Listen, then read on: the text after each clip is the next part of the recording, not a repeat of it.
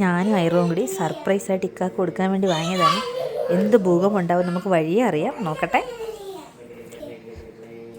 ബാക്കിൽ വെക്ക്.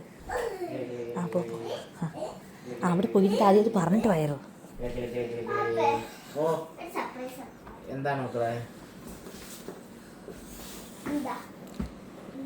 അതൊന്നുമല്ല, നമ്മളൊരു സർപ്രൈസ് തരട്ടെ.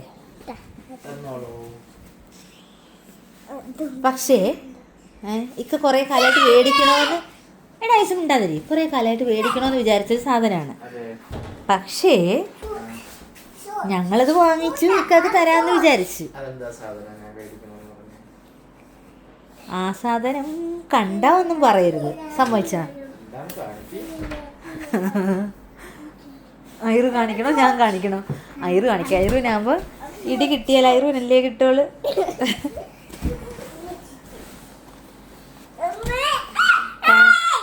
കാണിക്കട്ടെ. എറിയരുത്.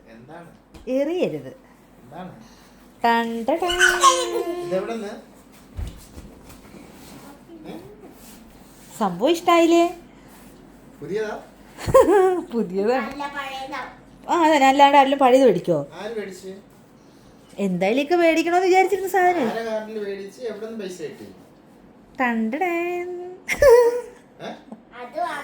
എന്തായാലും ഇക്ക മേടിക്കണോന്ന് വിചാരിച്ചതല്ലേ, അതുകൊണ്ട് നമ്മൾ സർപ്രൈസ് ആയിട്ട് വാങ്ങി. ഞാൻ വീഡിയോ എടുക്കുന്നുണ്ട് യൂട്യൂബിലിടാൻ, അപ്പൊ ദേഷ്യപ്പെടാൻ പാടില്ല.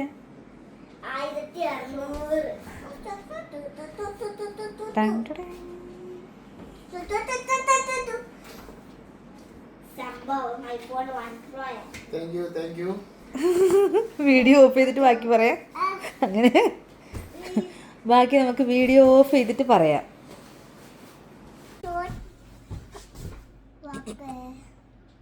വീഡിയോ എടുക്കുന്നുണ്ട്, ഒന്നും പറയാൻ പാടില്ല, നാട്ടുകാർ കാണും.